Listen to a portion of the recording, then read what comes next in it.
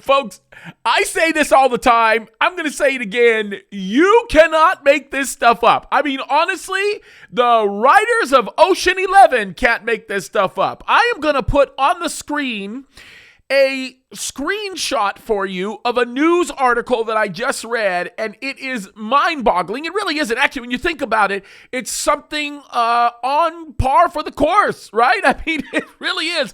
It's something that you would expect to see if you know what the Bible says about what's going to happen with Israel and Iran.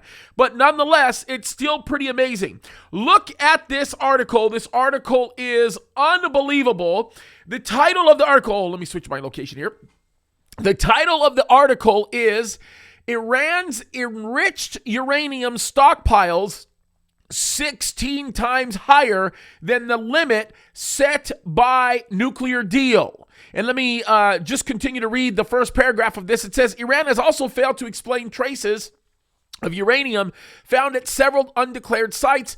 A report by the International Atomic Agency energy agency shows possibly setting up a fresh diplomatic clash between Tehran and the West that could derail wider nuclear talks currently underway in Vienna. Now, I think this is pretty amazing because we said it, we've been saying it, we have no idea why Joe Biden and our current administration is capitulating to any demand of Iran. We've given Iran a ton of money. Joe Biden is talking about injecting $90 billion into their economy in essence, that will fund state terrorism. That's exactly what it's going to eventually do, right? And then you begin to look at what's actually going on here with respect to Iran and what's happening with them enriching uranium. Folks, this is a nightmare in the making. Now, we've been talking about this, and I think that this is yet again evidence of the fact that Christ is around the corner. Look, the Bible in Ezekiel chapter 38 tells us that Iran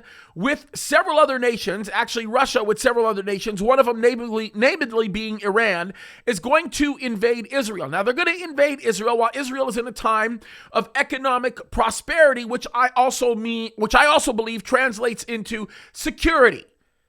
What we're beginning to see is the tide turn in the Middle East. There is a geopolitical shift. I believe it started with President Trump sitting down with all of the leaders of these Middle Eastern nations, and they are beginning to recognize that Iran is a problem.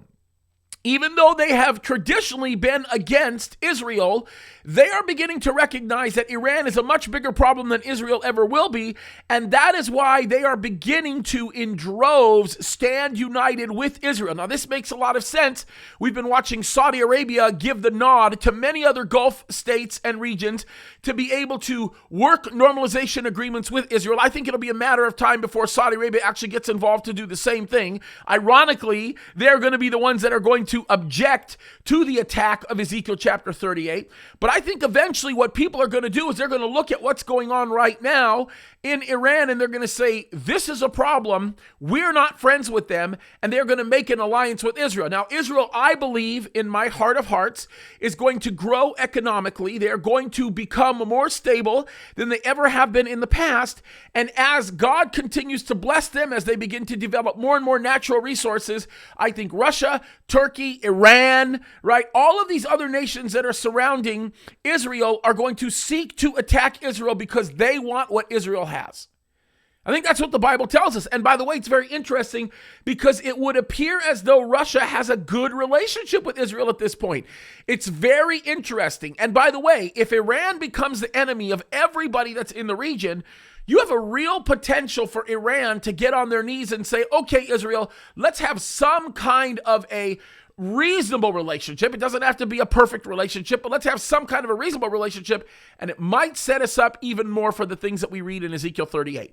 Either way, folks, Iran is bad news, and what they're doing is bad news, and none of us should be surprised about it. The other thing that I would tell you is this: Jesus Christ, yeah, he's coming soon. He's getting ready to rapture his church, and we better be ready. We better be the church that says, it's about time. We've been waiting, Lord. And that means we got to get busy. We got to get to it. We got to get working. We've got to do the things that God has called us to do. Take a stand for righteousness. Walk fully with him. Literally live fully for him. We belong to him, and it's time for us to start acting like it. Jesus is coming soon, guys. Let's wake up and recognize that. God bless you.